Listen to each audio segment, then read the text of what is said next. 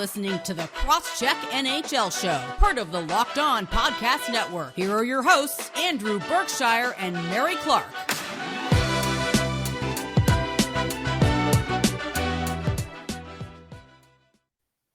Hello and welcome to the Cross-Check NHL Show. Thanks for making the Cross-Check NHL Show your first listen every Tuesday and Friday. We're free and available on all platforms, now including YouTube.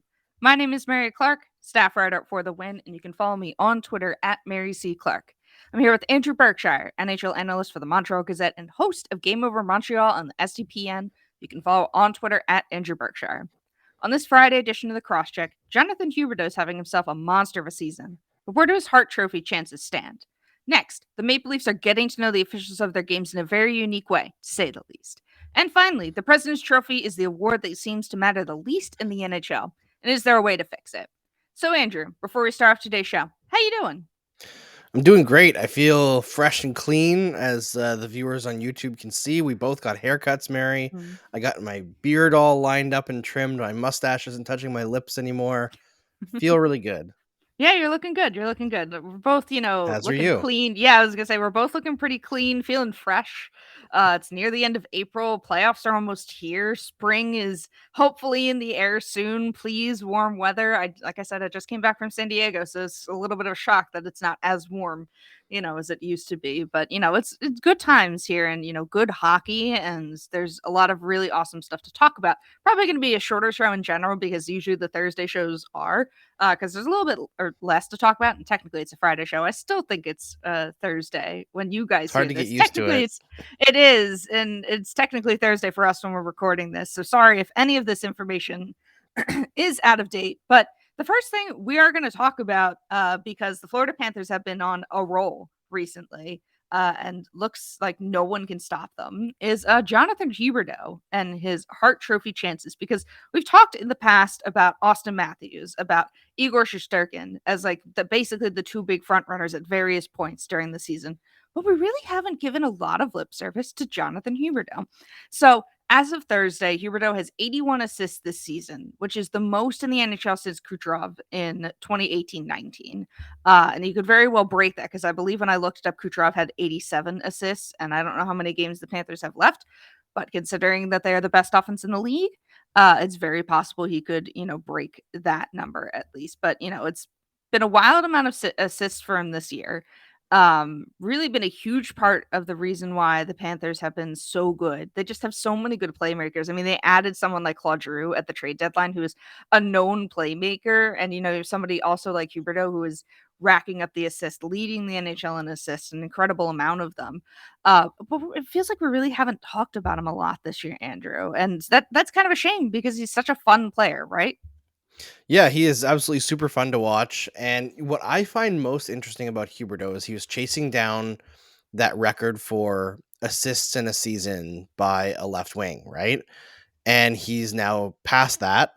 And almost as soon as he passed that, he started scoring a bunch. So it's like he just shifted his focus, and now his numbers look, less completely focused on playmaking, which is interesting because he's a guy who obviously we know can score, but despite the fact that he's having a career year, most of the focus is on his playmaking. He's also tied his career high in goals with a few games left to break that number. So he's hit 30 goals, 81 assists, 111 points. It's just a really impressive year overall. I think the reason why we don't hear about him so much in the MVP talks is you look at Florida, and yes, Huberdeau is having a fantastic offensive season, but I don't think many people think that he's better than Barkov, right? Barkov is just the better all-around player, and when you watch those games, that's also readily apparent. Like, Huberdeau is an offensive genius, but Barkov is the straw that stirs the drink, we'll say, in Florida. So that hurts his chances, but at the same time, he's also just not very good defensively. That's like the main cut on Jonathan Huberdeau. So does he deserve talk in the Hart conversation? I would say yes, but he's probably not in that upper echelon. And in terms of guys who like maybe don't get enough talk for that award with Matthews and Shesterkin, dominating the conversation. He's in there, but also so is like Johnny Gaudreau, who's also having a career year in Calgary, who's on the most dominant line in the NHL this year. And how much of that is being on a dominant line, a perfectly put together line, we don't know.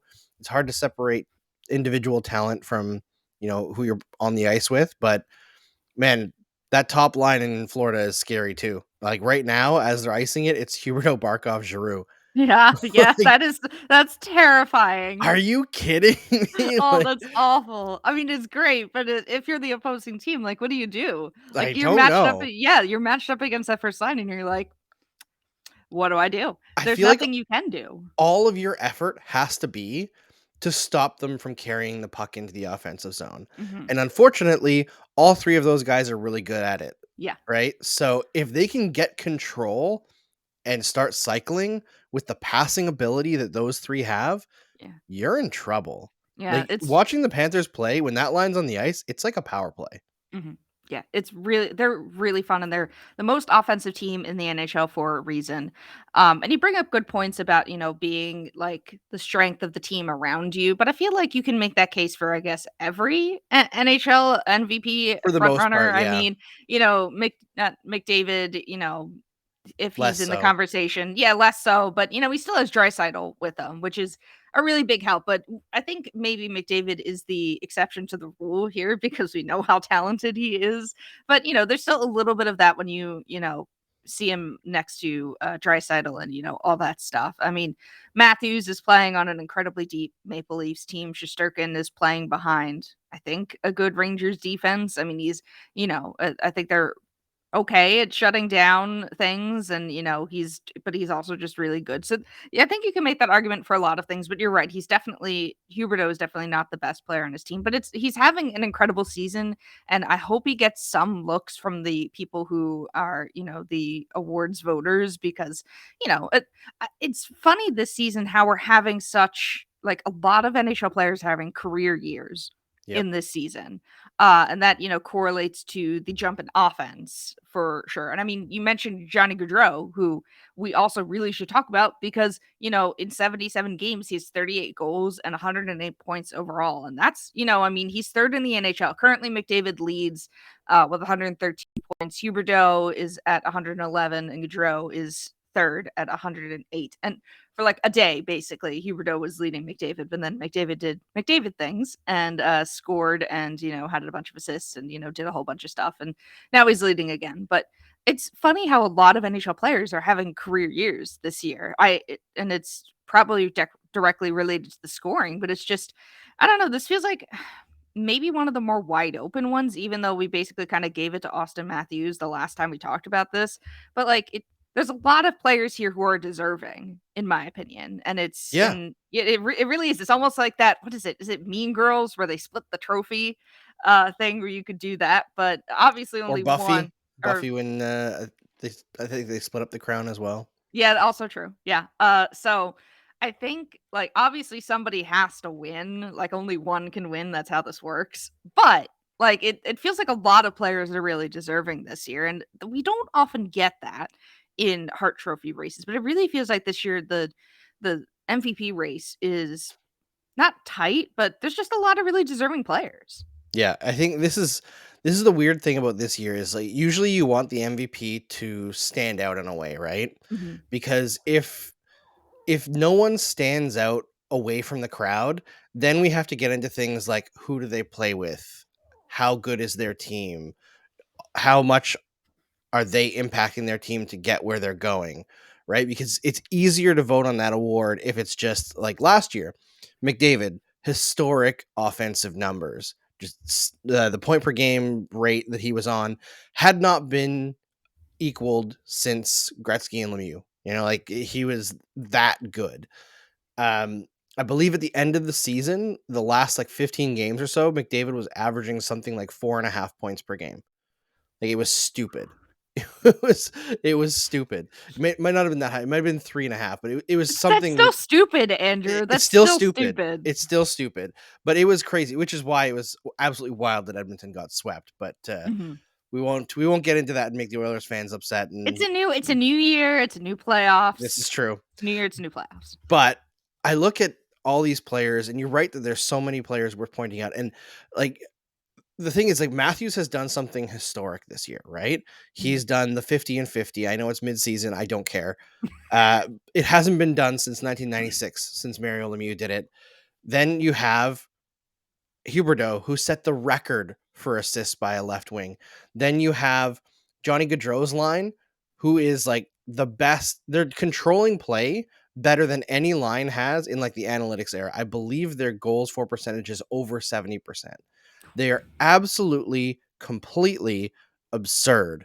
So like you've got all these players who have something. Igor Shesterkin is putting up numbers we haven't seen since Dominic Hasek. You know, like all these players are doing something exceptional. Mm-hmm. And it kind of sucks that we can only award one. Yeah. But that's just the way it works. That's the nature of the beast with stuff like this, unfortunately. It really... I feel like Huberdeau will be fine because the Panthers are probably going to go to the Stanley Cup final. Don't jinx them. I'm very terrified. I had the thought when I was listening to a podcast where they were talking about, the potential for, we talked about it last time, the potential for Washington to jump Pittsburgh and Pittsburgh to get that last spot. And then it'll be Giroux versus Crosby. And I can see it in my mind's eye. Sidney Crosby knocking out Claude Giroux because it would be to slight me. So I don't want to put that out in the air more than I already have. But I'm sorry, Pittsburgh. I don't see it this year, especially with Gary out right now. I know. But like, here's the thing about Florida, Mary. Sam Reinhart is on the third line. Do you know how many points Sam Reinhart has this year? Probably a lot. 76. Oh God, you're right. 76. Oh my God. Their third line. They also have Mason Marchment currently on the third line. He has 42 points in 51 games. Lundell also in the 40-point range. Like Anthony Duclair has over 30 goals. God, he's on the second line. Like everything is popping up roses for them. Sam Bennett is having the best year of his career. He's been absolutely money since the Florida Panthers traded for him. Casey DeSmith is what's that gif? It's like, honey, you've got a big storm coming. That's to Casey DeSmith right now. The guy's gonna get lit up unless he has a goaltending performance of his life, or unless Tristan Jarry somehow makes a miraculous recovery. But I swear I saw something that for the team picture he got basically rolled out onto the ice. So I don't think it's looking good for Tristan Jarry right now. Not good. Yeah. So I guess before we wrap this up, can you give me, Andrew, who you would have in your top 3 for the Hart? Because you mentioned that, Huberdeau probably isn't in that top echelon. So who would be? I mean, I think I can guess the first 2, but who's the third? Okay, so my first is Auston Matthews. I think that's like relatively obvious based on what I've been saying this year. My second is Shesterkin, just because in this year of everybody setting career offensive numbers, he's setting career goaltending numbers. That's nuts. Yeah. Right? Like, I think we have to appreciate that might be something that if voters actually think about it for a few minutes might propel him up to the top. But he's definitely at the very least number 2 for me right now. And number 3, I'm very split on Gaudreau and McDavid. And I don't know where I would go because Gaudreau's line is better than McDavid's line. Mm-hmm. But if you look at the underlying numbers, it's very, very difficult to separate the performance of Tkachuk, Lindholm, and Gaudreau. And I don't know how much Gaudreau is like contributing to their elite defense, right? Mm-hmm. He's not a high-end defensive player. Whereas McDavid, I know, has taken great strides this year defensively and remains the guy who drags Edmonton through the season. And the weird thing is about McDavid's season, yeah, he's leading the league in points. He's actually been underperforming his expected point production this year, like relatively significantly. Mm-hmm. So he's been unlucky. So I can't make a choice. So that's my top 4. I'll make it for you. McDavid. Because you can have McDavid, I'll take Gaudreau. I'll take, There we the go. good old Cherry Hill local boy, Johnny Gaudreau, who everybody wants to come to the Flyers because of the local connection. Because you're right. I think his season should be celebrated. No, sure. I'll take the heat for leaving McDavid off my ballot because, someone's gotta in this podcast tandem. When's the last time we had 2 Americans in the top 4 for the Hart Trophy? That's a good question, and that's something I don't think we have time to go researching right now. But This is that's true. a good point. Like I think we can just basically end this segment with there's a lot of really good deserving players, even if they weren't named in our top 3, like Huberdeau isn't, but a lot of these players are really deserving of accolades and being talked about and being celebrated because they're having such great years. It's been, I think, a great year for a lot of individual players in hockey, especially on offense. And hey, props to Shesterkin, especially for being in the Hart Trophy conversation when there's so many goals being scored around the league and offense is at an all-time high. But coming up next, we're going to talk about the Toronto Maple Leafs as we always do. But I thought this was an interesting story because it's so unique. And Maple Leafs are posting pictures and names of referees before their games. Is it weird? Is it cool? Will it work? We'll find out coming up right after this. This is the time of year that I've pretty much given up on all of my New Year's resolutions, but not this year. I'm sticking to my resolution to eat right thanks to Built Bar. It almost feels like it's not really a resolution because I actually enjoy eating them. Have you tried the Puffs? If you haven't, you're missing out on one of Built Bar's best tasting bars. Puffs are the first ever protein infused marshmallow. They're fluffy, they're marshmallowy, not just a protein bar, they're a treat. And they're covered in 100% real chocolate. Puffs are a fan favorite with some incredible flavors. Yummy cinnamon churro, coconut marshmallow, banana cream pie, so good. These are going to be your new favorite. All Built Bars are covered in 100% real chocolate. Yes, Puffs included. 100% real chocolate. Low calorie, high protein. Replace your candy bars with these. They are better. A typical candy bar can be anywhere from 2 to 300 calories. Go to built.com and scroll down to the macros chart. You'll be blown away. High protein, low calorie, high fiber, and low carb. Most Built Bars contain 130 calories, 4 grams of sugar, 4 grams of net carbs, and 17 grams of protein. Compare that to a candy bar, which usually has around 240 calories, 30 grams of sugar, and dozens of net carbs.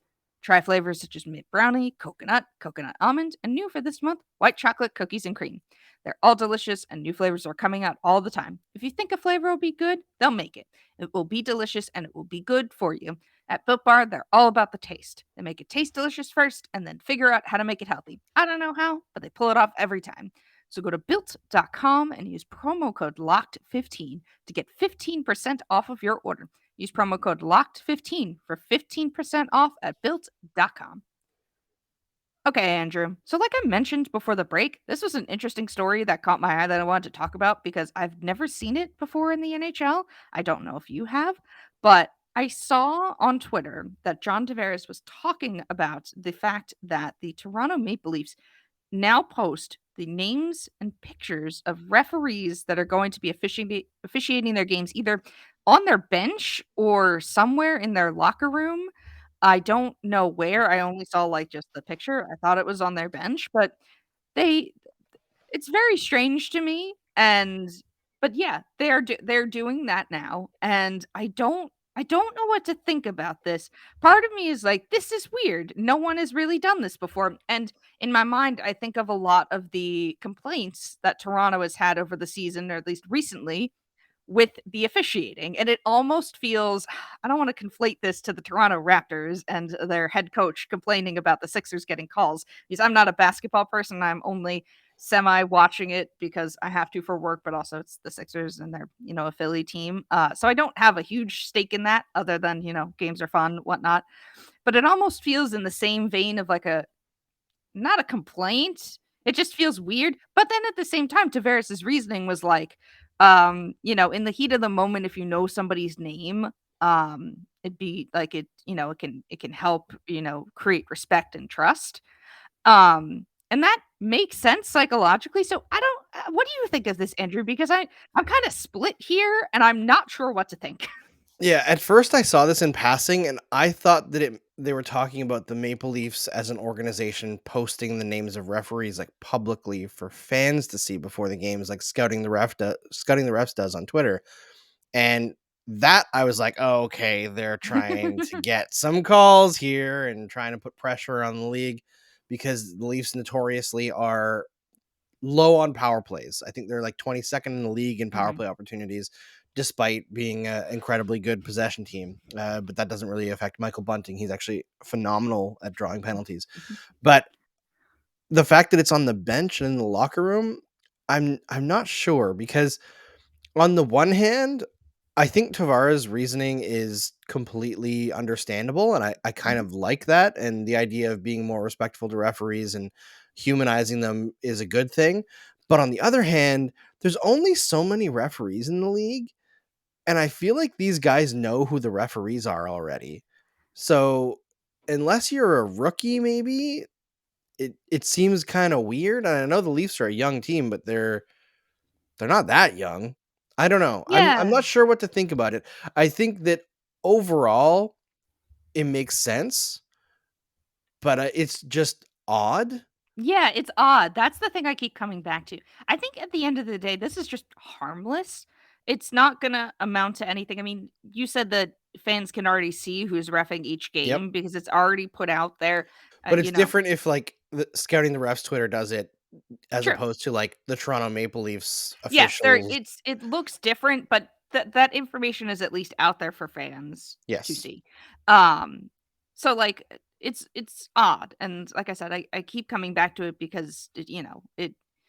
I don't know. It is just I've never seen this situation before in the NHL. It feels ultimately at its heart harmless because you know, they're just the names of the officials that are on the ice at that time. That really doesn't feel like it can be used to any harm. It just feels like it sends a very strange message, especially like publicly. Maybe internally it makes more sense. And I think you're right in that what Tavares is saying rings truth to it. Like, knowing somebody's name can create a personal connection, whether it be, like especially in the heat of a moment, where, your your temper can get the best of you if try and create that bridge of trust. I think that there's something to that. But just like publicly the perception just feels odd given what we know about this year about Toronto's penalty woes, and like they've had calls go against them or not no calls at all. And there have been complaints about it from at least the fans. I don't remember specifically if any players have spoken out about it, but you know, publicly this just feels a little strange, and it's not something you see every day. Like I said, I cannot remember like anything like this happening in the NHL, at least from my memory. And maybe it's because it's the Maple Leafs and they're covered so extensively is maybe why we're seeing this. Like if I hadn't seen that video from TSN or whatever, I probably wouldn't have known this had existed. And maybe you're not going to get that like in like a market anywhere else, like in your I don't know, your like any of the California teams. Like if this was happening somewhere else where there isn't as big of a market, maybe it's not as advertised as much, but Mhm. I don't know. Like you're right, this is just odd. And we'll see if it does anything for them. Like just I don't know. It's hard to it's hard to say if anything is going to happen because we're watching from our TVs. We're not there in the arena. It's might be a little more like you might be able to see more because when you're at hockey arenas, you can see more. You can see how plays develop better and whatnot. But you can also see the interactions between people better because you're not limited to a camera. So maybe this will change something in the way that the Leafs interact with the refs. But I don't know. It's at least harmless to me. Like I can't get mad over it. I just, question the timing and question the reasoning because of Yeah. the stuff that has happened to the Maple Leafs this year. So, I don't know. Maybe we just haven't heard it, but maybe the Leafs have an issue with like because they've been undercalled in recent years. They just have an issue with too many of their players chirping the refs, and they decided to do this to try to cut that down a little bit and maybe get some more favorability, build better relationships. Yeah. It could be, like this could be completely well intentioned and a good thing, but it just feels weird. Yeah, it just feels weird. I Yeah, think that's but the only takeaway. yeah, it really is. And I mean, the playoff officiating is going to be what it is, and it feels like, we haven't I don't know, maybe I've just been absorbed in too much basketball recently because playoffs are happening and I have to cover that. I haven't seen as much hockey recently, but it doesn't we haven't had a big, officiating blow up in like a couple weeks. So I don't know if we're due for one. Like, Probably. we're probably due for one before the playoffs begin. That directly correlates to a loss or some sort of momentum shift, because as they always do, or in the playoffs, because what's coming. It's just I don't know. We'll see how this goes with the Maple Leafs. And, I think overall though, players building better relationships with the refs and, like you said, humanizing them, not only to the players, but to the fans too. It can only be good things. I know we talk a lot of smack about referees on this podcast, and I think I mentioned this before that, us talking smack mostly is because of the mandates from Gary Bettman and George Peros and stuff. Sure, the officials are the ones that call the games, and probably some of them do agree with it. But I think our complaining means is we want more for the NHL and we want better for the sport Yeah, we overall. just expect better. That's all. Yeah, we just expect better, and maybe this is the start of some things for the referees. Like I don't know, like I don't think every team's gonna do this, but maybe this starts some sort of like you know and maybe it's like an olive branch basically of sorts from the Maple Leafs players to the officials. I don't know. We'll In the see. perfect world, yeah, in the perfect world, officiating wouldn't be as much of a problem because it feels like every week or every other week we come on talking about some sort of nonsense and we do the same old song and dance about how the NHL is never going to change, but it has to change and it won't change because this is the way it wants it called. But stuff like this is at least, heartwarming to see because I don't know, it's different than the usual. It may not impact anything that fans see, but maybe it, garners the Leafs more respect with the refs and therefore, they not that they get better calls, but there's more respect there. And I think at the end of the day, that's what we really want is just the game to be better, the refs to be better. And it refereeing is a tough thing in the NHL, Andrew. It really is. I do not envy that job at all. Roughing is tough in any sport, but it feels like hockey's put on such a microscope because of the way things are in this league, right? Mhm. Yeah. It's kind of a shame that it is the way it is, but I think we've talked enough about refereeing, and we're going to, head on to the next topic, which I just thought of as a fun thought experiment, because the President's Trophy means basically nothing. And is there a way that we can make it mean something? Coming up, we will talk about that right after this. BetOnline.net is your number one source for all your betting stats and sports info. Find out all the latest sports developments, league reviews, and news, including this year's basketball playoffs and the start of the Major League Baseball season. BetOnline is your continued source for all your sports wagering information, from live betting to playoffs, esports, and more. Head to the website today or use your mobile device to learn more about the trends and action. BetOnline, where the game starts. Okay, Andrew. So, like I teed up before the break, I had this really fun thought experiment as I was scrolling through the hockey Reddit, which I usually do when I don't know what to talk about on the show. And sometimes they give me good ideas. And I saw somebody mention the President's Trophy, and it got me thinking, should the President's Trophy matter more in the NHL? And I thought 100%. about this. Okay. All right. So that's it. We've at least established the baseline because as it stands right now, the President's Trophy is essentially meaningless for the team that wins it. And it's oftentimes thought of as a curse, too, at least by fans. If you win the President's Trophy, it feels like your odds of winning the Stanley Cup go down drastically. Why? I don't know. It's not as bad as the, Madden cover curse, but it feels like, I don't know, sometimes you get years where, it feels like this curse is a thing. And, I feel like, what was it? The Tampa Bay Lightning had that historic year and then got swept out of the playoffs. It happens and it just feels like it's kind of a curse. But overall, there is no reward for a team for, winning the President's Trophy race. And Worse than that, if you raise a banner, you're made fun of. yeah, exactly. And I know that obviously the playoffs matter, but what about the other 82 games each team plays, Andrew? Do they not matter Yeah, outside it's of, a lot of making money for the league? yeah, it's a lot of games to play for just jockeying for position in the Yeah. playoffs, right? I have an idea for this, Okay, good. and Because I was hoping this segment would be just throwing out wacky ideas to make the President's Trophy race fun because yeah, at the moment it really isn't, and it doesn't matter outside of jockeying for position. So go on. yeah. So I have an idea for this. I just thought it up now, so it Perfect. might be totally insane, but you tell me, All right. the President's Trophy winning team next year, their cap goes up by $5 million.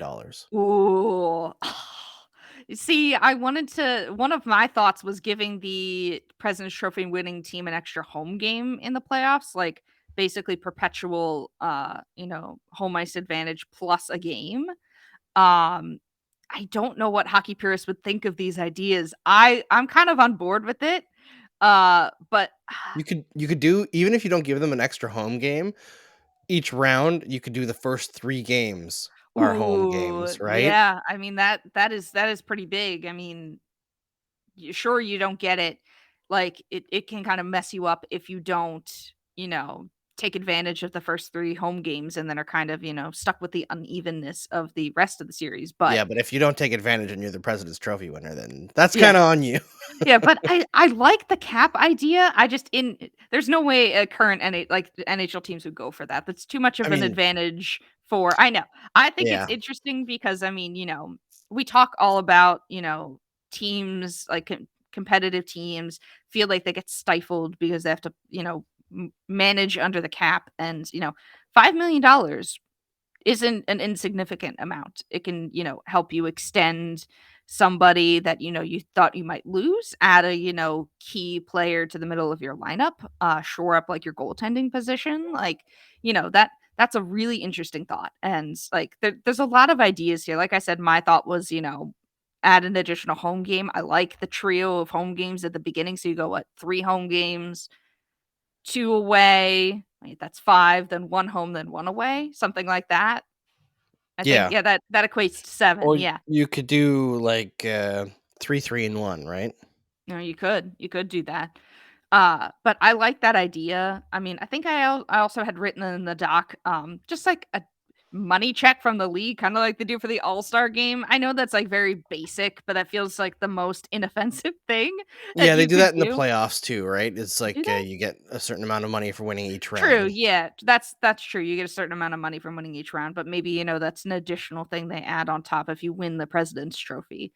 Just as an incentive because, clubs love their money. But that feels like the most inoffensive thing that isn't gonna rock the boat too much, especially if it's already happening in the NHL. And I don't know, the other thing I thought was just like playoff incentives, like what you said, like the home games thing. I'm trying to think of what else could possibly like work for something like this. But it's a really interesting thought experiment because it's a shame that the President's Trophy doesn't like it doesn't mean anything. And what's the reward for getting through like being the best of the teams in an 82 game season? You raise a Yeah. banner and people make fun of you. That shouldn't be how it is. The regular season should mean something outside of, jockeying for position in the playoffs. We slog through this entire season and for what? Like to get to the playoffs? Sure, that's how every sport is, but it just I don't know. It doesn't Well, not feel every as sport. I all right. mean, soccer doesn't have playoffs, right? Okay. The Well, regular season is it. yeah, it's true. To be fair, I don't really watch a lot of soccer, but you make a good point there. The regular season is it. The NHL will never transfer to that because the No, playoffs no, are no, but the big moneymaker. we But gotta give some respect to the regular season, right? And I yeah, think there's, like, this idea that players don't try during the regular season, but, like, you have to try a little bit to get to the yeah, playoffs. yeah, you do. You really do. And it just, I don't know. I mean, if like the listeners or watchers have any thoughts, let us know. But it's just a really interesting idea because it feels like it should matter more. It really does. It is, it just kind of feels like an afterthought at the end of the season. Like, oh, the President's Trophy race, it really doesn't mean anything. And, this year it'd be a lot of fun because you've got, the 2 top teams in both leagues. You've got the Florida Panthers and Colorado Avalanche with nearly the same record. The Florida Panthers are 55, 15, and 6 for 116 points. And the Colorado Avalanche are 55, 16, and 6 with 116 points. And the Colorado Avalanche just lost on Wednesday night. So I don't know. I feel like it would add more drama to the end of the season. Like if you got these playoff races, but then teams that are already locked in for the playoff are also fighting for something else. So it feels like a lost opportunity for the NHL to generate some more hype around their season and make things, matter more, especially for the teams up top. I mean, I know teams up top want to, eventually start to rest their star players, because you want to avoid injury, but still, you can at least make these games a little bit more competitive at the very end of the season and make them mean something. It's just, I don't know. This feels like another segment where we're like, Gary Bettman, make us commissioner instead because we have such great Seriously. ideas. And I mean, imagine how much more fun the league could be yeah, if we instituted just some of the changes that we've come up with this season, exactly. We just want, at the end of the day, we both just want it to be fun. And Um, it's entertainment at the end of the day. yeah. That's the thing. Yeah, exactly. And making the President's Trophy matter more, I think, would do a lot for, just the excitement at the end of the season. Because, I mean, I know the playoff race is a little bit better now than it was looking like a couple weeks ago for the NHL. But, like, I don't know. Usually the playoff races only matter for the, teams trying to squeak in. But, like, there's Mhm. not really a lot for the teams up the top. And I don't think raising that, President's Trophy banner should be mocked by people because it is an accomplishment to have grinded out an 82 game season and be the best of all teams. That should mean something more than just a banner. And it's a really big accomplishment, in my opinion. But 100% it should. all right. Well, I think we've had enough of the hockey talk for this one. So, like I said, though, if you guys have any suggestions on, how this could possibly work in the NHL, I'd love to hear them because then we can shout you out on the next episode and, have more ideas in this, thought chamber that we've been thinking of. But coming up next is our pop culture segment. We're going to talk about some stuff. I see Andrew added a few interesting things to the doc, so I am excited to hear his thoughts on that. That'll be coming up right after this. This episode is brought to you by Rock Auto. With the ever increasing numbers of makes and models, it's now impossible for your local chain auto parts store to stock all the parts you need. Why endure often pointless or seemingly intimidating questioning and wait while the person behind the counter orders the parts on their computer, choosing only the brand their warehouse happens to carry. You have computers with access to rockauto.com at home and in your pocket. RockAuto.com is a family business serving auto parts customers online for 20 years. They have everything from engine control modules and brake parts to tail lamps, motor oil, and even new carpet. Whether it's for your classic or daily driver, get everything you need in a few easy clicks delivered directly to your door. The RockAuto.com catalog is unique and remarkably easy to navigate. Quickly see all the parts available for your vehicle and choose the brands, specifications, and prices you prefer. Best of all, prices at rockauto.com are always reliably low and the same for professionals and do-it-yourselfers. Why spend up to twice as much for the same parts? Go to rockauto.com right now and see all the parts available for your car or truck. Right, locked on in there. How did you hear about us box so that they know we sent you? Amazing selection, reliably low prices, all the parts your car will ever need. rockauto.com. All right, Andrew. So, pop culture segment. You've written down two things that we've talked about in the past, but I'm curious. I don't know which one do you want to start with because I'm curious about them both. But pick whatever you want to start with because I'm curious. Okay, I will start with Moon Knight All because right. that's All right. freshest in my brain. I watched it yesterday, Mhm. and I have like less to say about it because I don't want to do a bunch of spoilers. But last week I wasn't sure if Moon Knight was going to be like good or just okay.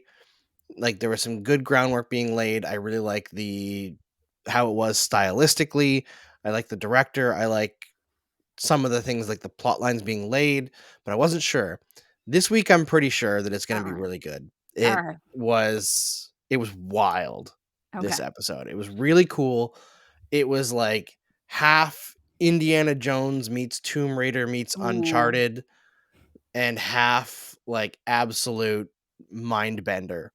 So really interested in Oscar Isaac is incredible in this. Like every Ooh. episode, it seems like he's fallen into the characters more and more. Mhm. And you notice more of the differentiations he has between going through the different personalities. It's incredible. He's just knocking it out of the park. Oh, okay. Maybe I will watch it. It's finding the time, Andrew. It's finding that it's hard to find the time sometimes, really. But I okay. hear that. Yeah. And the other that I had was I finally watched The Batman because it's All available on right. All demand right. now. That's what I want to watch shortly. It's just like I said, finding the time. Yeah. It's good. It's beautifully shot. The atmosphere of Gotham City, I think, is the best they've ever done on film.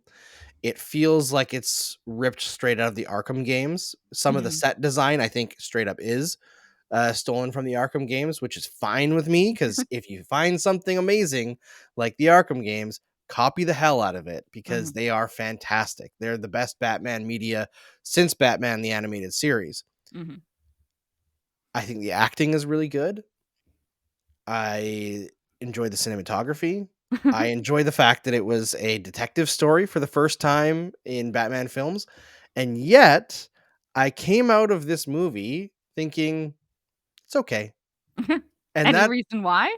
I can't put my finger on it as like a big reason, but there are a bunch of little things All that right. bugged me.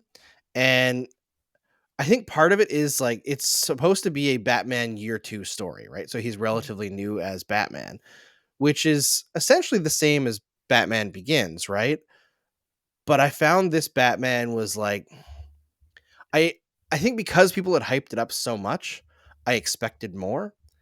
And to the end of the movie, you kind of get some of the character development that people said was there the whole time. But for the most part, it's a very like depressed, glowery Batman. An And you emo don't Batman, if you will. Yeah, yeah. And I don't know, it's okay for a bit. And after a while, you're like, I don't give Robert Pattinson something to work with here, because he's just his voice doesn't really change throughout. It's all the same tone. And you can see him in his facial acting as Bruce Wayne. There's different levels of emotional range, but for the most part in the movie, he's stuck in one spot and never really moves. So there's more Batman screen time in this movie than any other movie ever. Like, you see a lot of the criticisms that have come up of The Dark Knight recently about how it doesn't hold up very well, is it's more of a Joker movie than a Batman movie. True. Joker is definitely the driving force in that movie. In this movie, I feel like the people who are saying that Joker is the driving force are ignoring the fact that the Riddler is 100% the driving force of this movie.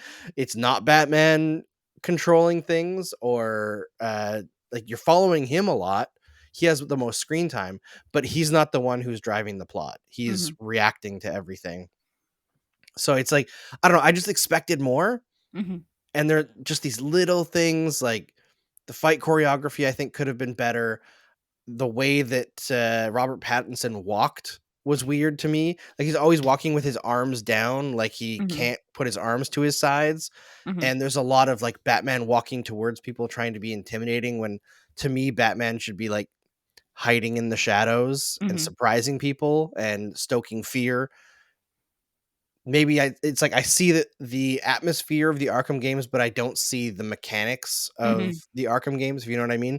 Yeah, So I yeah. want a bit more of that. Not necessarily what they did in Batman versus Superman, where it wasn't even Ben Affleck fighting. It was just CGI Batman flying all over the place, pounding people through the floor and stuff. That was like the Arkham game combat. We don't need that. Keep it realistic. But I don't know. It just felt a little empty at the end of the day. I'm still excited to watch it, just because I've really come around on Robert Pattinson. He's a great actor. Yeah, yeah, and he's, like you said, great actor. I am kind of excited to see, I guess, a moody Batman. I don't really care about Batman that much, but for some reason this has got me at least intrigued from all the good things. But maybe I'll come in with a little lower expectations and see if they meet them. I Because think I don't really have any, like, outside. I did watch the, I guess, the Dark Knight trilogy, whatever that trilogy of movies I guess is called. yeah, it's Dark Knight trilogy. Yeah, so I did watch that, but that was years ago, and I didn't watch them in theaters. Sorry to say. Like, DC superheroes aren't really my favorite superheroes, but I will watch them sometimes if they are Yeah. intriguing. But See, and I think this is where I think Batman has a big disadvantage for me, right? Mhm, Is I grew up reading Batman comics, watching Batman the animated series, playing Batman video games, watching uh the Batman Returns, mhm, that series, and I really loved the Dark Knight trilogy at the time, even though you can see the flaws pointed out years later, mhm, especially with Christopher Nolan's filmmaking and some of the choices that he makes. But there's other superheroes like Moon Knight, who we talked about, Shang-Chi, right? We both Mhm. really like Shang-Chi. I didn't read Shang-Chi comics. Yeah. Right? They can come in, Marvel can, and create a movie about Shang-Chi that is, not necessarily accurate to the comic. And I have no preconceived notions of what I need Shang-Chi to be. Same Mhm. goes for like Guardians of the Galaxy. Less so with like Captain America, Iron Man, Yeah. Thor, Yeah. but with their more obscure characters, they can do most like whatever they want, really. And as long as they make a good movie, most people are pleased. Batman has the weight of expectations like I think no other character has, because he has this huge history and he's popular as like, it's been how many movies with Batman now? 4 in that original trilogy, plus like the 60s movie, the 3 Nolan movies, Batman versus Superman, Justice League. We've never had a Batman detective story. First time ever, you know.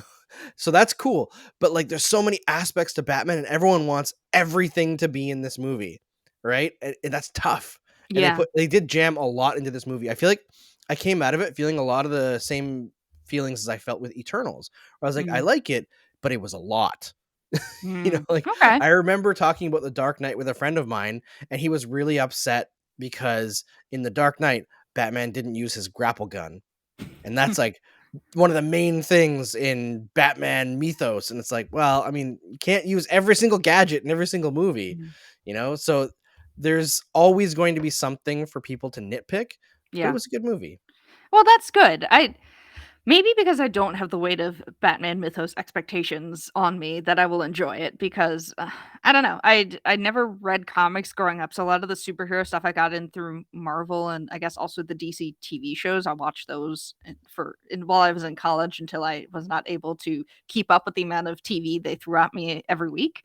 But yeah, maybe I'll come into it with lower expectations and be pleasantly surprised because I don't have a lot of expectations on the Batman mythos overall. But before we head off, I wanted to say I started Our Flag Means Death the other I'm day. so glad And you watched it. yeah, I'm only a couple episodes in, but I thought it was just, at least pertinent to talk about it just because you had talked about it and I'm really enjoying it so far.